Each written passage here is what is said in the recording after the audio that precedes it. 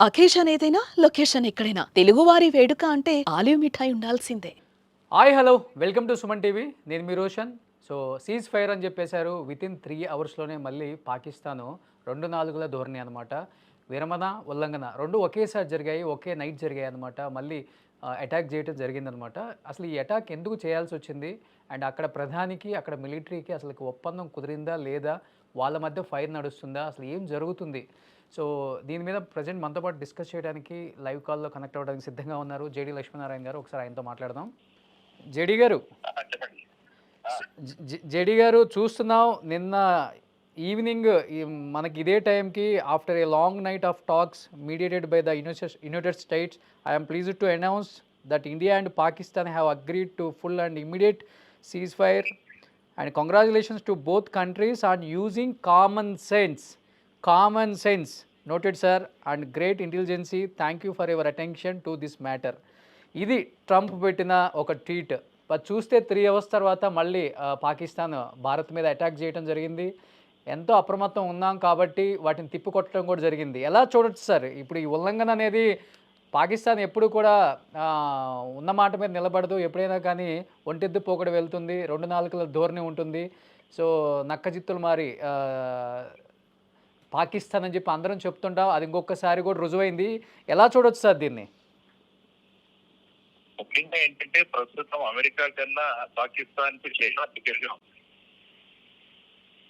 అందువల్ల చైనా ఈ ట్రంప్ గారి ట్వీట్ తర్వాత చైనాతో పాకిస్తాన్ వాళ్ళు ఆ తర్వాత 3 గంటలకి ఈ సీజ్ ఫైర్ ఏదైతే అన్నామో దాని ఉల్లంఘన జరిగింది. ఆ తర్వాత చైనా వాళ్ళు కూడా ఏమన్నారంటే, మేము పాకిస్తాన్ సావరెనిటీ సార్వభౌమత్వం ఏముందో దాన్ని రక్షించడానికి మేము పాకిస్తాన్ పక్షాన ఉంటామని వాళ్ళు కూడా అనౌన్స్మెంట్ చేయడం జరిగింది. ఓకే. సో ఈ విధంగా మనం చూసుకుంటే అమెరికాపై ప్రస్తుతం పాకిస్తాన్ పై అమెరికా కన్నా కూడా చైనా ప్రభావం ఎక్కువగా ఉంటుంది. తర్వాత ముఖ్యంగా రెండో విషయం ఏంటంటే, IMF లో మనం వాళ్ళకి అప్పు ఇవ్వకూడదని మనం ప్రయత్నం చేశాం భారతదేశం. ఓకే. కూడా IMF ఒక $2.5 బిలియన్ శాంక్షన్ చేసింది. సో ఇప్పుడు చైనా వాడు ఎలా చూస్తున్నారంటే, వాళ్ళ దగ్గర $2.5 బిలియన్ అంటే సుమారుగా ఒక 20,000 కోట్ల రూపాయలు. ఓకే. సో 20,000 కోట్ల రూపాయలతో వాటి దగ్గర ఉన్న అణ్వస్త్రాలు కాదండి, ఫ్లైట్స్ కానీ, తర్వాత వచ్చేసి ఈ మిగతా సాధన సామగ్రి అంతా కూడా కొనుక్కోవడానికి పాకిస్తాన్ దగ్గర డబ్బు ఉంది.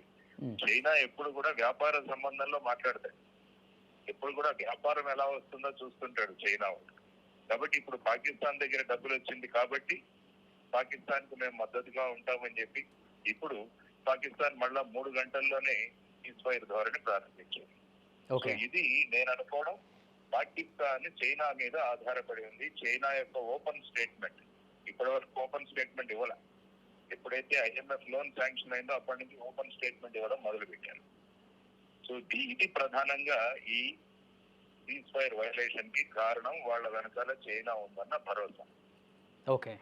కానీ ఇదే జరిగితే ఆపరేషన్ సింధూర్ ఆగలేదని చెప్పుకోవచ్చా సార్ మనం కూడా? మరి ఆగదు అనే అనే అనే మాటకి ఏం చెప్తారు మీరు? ఇంకా ఆగుతుంది, ఎందుకంటే భారతదేశం స్పష్టంగా చెప్పింది, రేపు మళ్ళా ఉదయం 12 గంటలకు డైరెక్టరేట్ అని నిన్నే చెప్పాము. 5 గంటలకి సీజ్ ఫైర్ చేస్తున్నాము, 12 గంటలకు మాటలు జరుగుతాయి అన్న సందర్భంలో పాకిస్తాన్ మళ్ళా మొదలు పెట్టింది. అవును, భారతదేశం స్పష్టం చేసింది, ఎక్కడెక్కడైతే పాకిస్తాన్ సీజ్ ఫైర్ వైలేషన్స్ చేస్తారో దాన్ని భారత్ ఎదుర్కొంటున్నారు. ఓకే.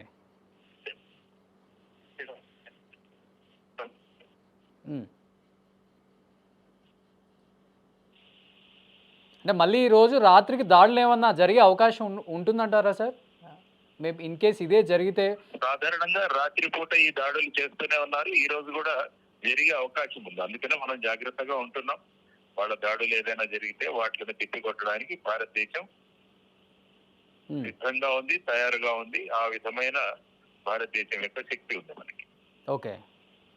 అంటే ఏమై ఉండొచ్చు సార్ ప్రధాని గారికి పిఓకే మీద ప్రధానంగా స్టేట్మెంట్? అంటే ఏమై ఉండబోతుంది, ఏం జరగబోతుందంటే పిఓకే మీద? స్ట్రాటజీ అంటే ఏమని చెప్తారు అసలుకి?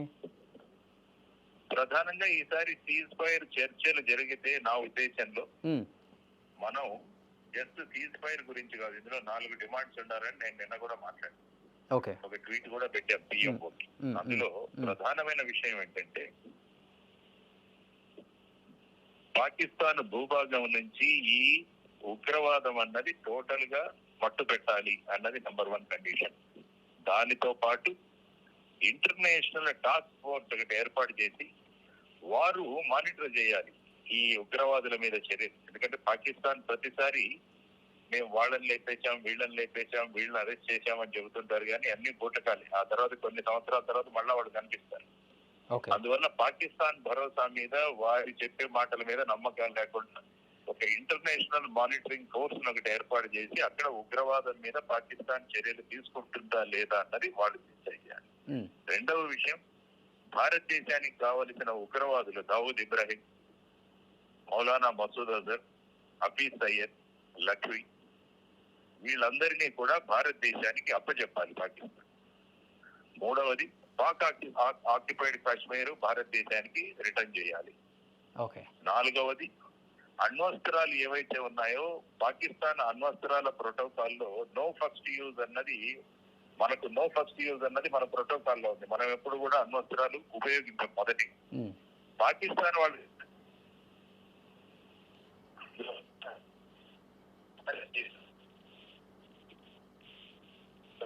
కూడా నో ఫస్ట్ యూజ్ క్లాజ్ అన్నది ఉండాలి.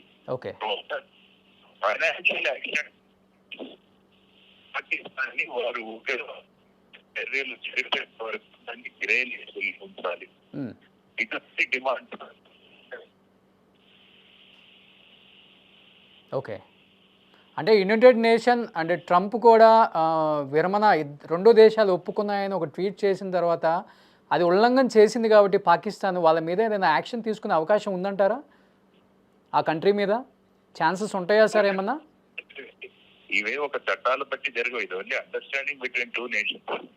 ట్రంప్ ఇప్పుడు రష్యా మరియు ఉక్రెయిన్ వాళ్ళు సీజ్ ఫైర్ చేయాలి, యుద్ధం ఆపాలని చెబుతూనే ఉన్నాడు, కానీ అవ్వట్లేదు.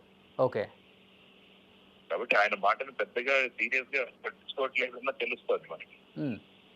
ఎందుకంటే ఆయన ఒక రోజు భారతదేశం ఏదైనా చేయొచ్చు అంటారు, రెండవ రోజు 2 దేశాలు మాకు స్నేహపూరితమైన వాతావరణం ఉందంటారు ఆయన.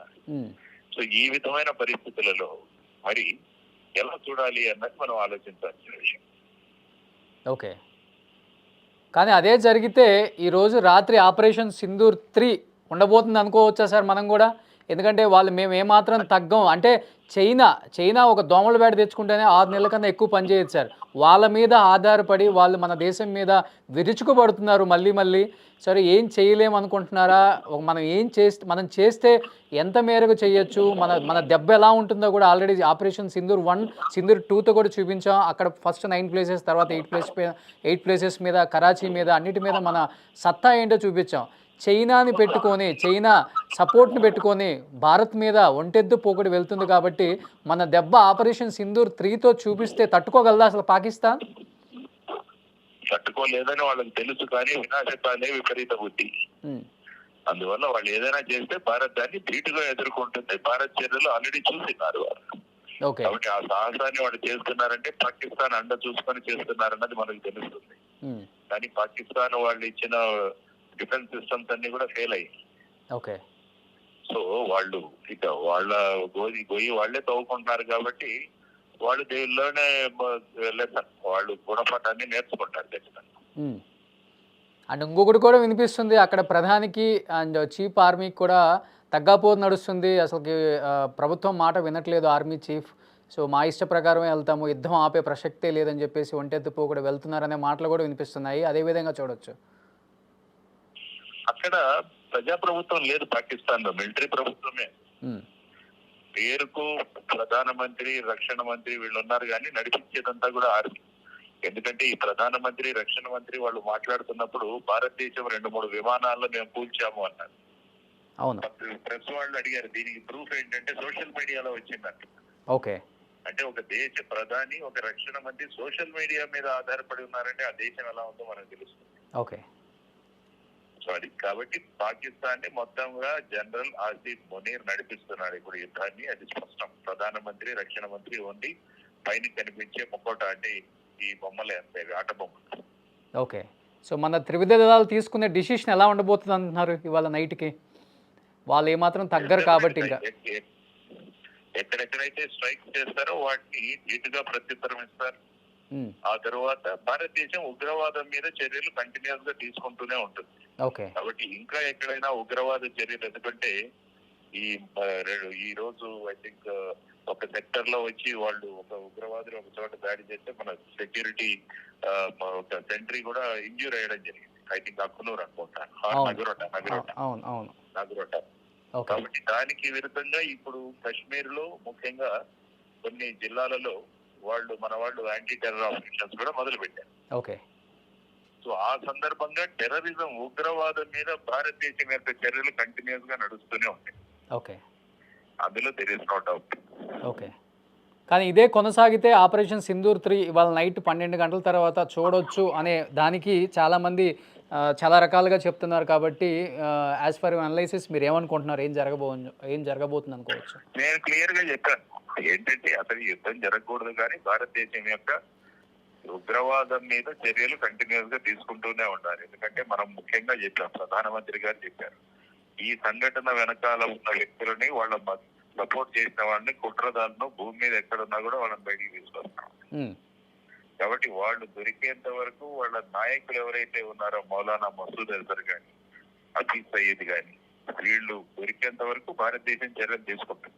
ఓకే సార్, ఈ యుద్ధం ఇలాగే కొనసాగితే పీఓకేని ఆక్రమించుకునే అవకాశం ఉందంటారా భారత్కి ఈసారి? ఇంకా ఇలాంటి అవకాశం పోతే మళ్ళీ దొరకదని కూడా అందరు చెప్తున్నారు. కాబట్టి this is the right time అని చెప్తున్నారు. కాబట్టి ఈజ్ ఇట్ పాసిబుల్? పీఓకేని ఆక్రమించుకోవడం అంటే ఇంకొక 53 లక్షల మందిని భారతదేశంలో కలుపుకోవడం. యాక్చువల్ గా పీఓకేలో పరిస్థితి ఎంత దారుణంగా ఉందంటే అక్కడ ఉన్న యువతరం పాకిస్తాన్ ప్రభుత్వానికి విరుద్ధంగా మొన్న 5 లక్షలతో ఒక పెద్ద మీటింగ్ జరిగింది. ఎందుకంటే అక్కడ ఉద్యోగాలు లేవు, ఏమీ లేవు. ఇటు పక్కన చూస్తే మన కాశ్మీర్ లో బ్రహ్మాండంగా టూరిజం డెవలప్ అవుతోందని వాళ్ళందరూ కూడా అక్కడ పెద్ద మీటింగ్ పెట్టి ప్రభుత్వానికి విరుద్ధంగా నిరసనలు ప్రకటించారు. ఓకే. సో ఇటువంటి తరుణంలో పాకిస్తాన్ లో ఉన్న పీఓకేలో ఉన్న వాళ్ళందరూ కూడా ఇక పాకిస్తాన్ వద్దు, మేము భారతదేశంలో కలిసిపోదామన్న అటువంటి వాతావరణాన్ని మనం సృష్టించగలిగితే అప్పుడు మనం కలుపుకుంటే ఏమవుతుందంటే వాళ్ళు భారతదేశం మీద ఆధారపడి ఉంటారు. ఓకే. లేకుంటే ఏంటంటే బలవంతంగా వాళ్ళని వెళ్ళి ఆక్రమించుకుంటే ఏమవుతుందంటే అక్కడ మళ్ళా వాళ్ళ చర్యలు మొదలవుతాయి. లేకుంటే మనకున్న ఆర్థిక నిధులన్నీ కూడా అక్కడ పెట్టాల్సి వస్తుంది. ఓకే.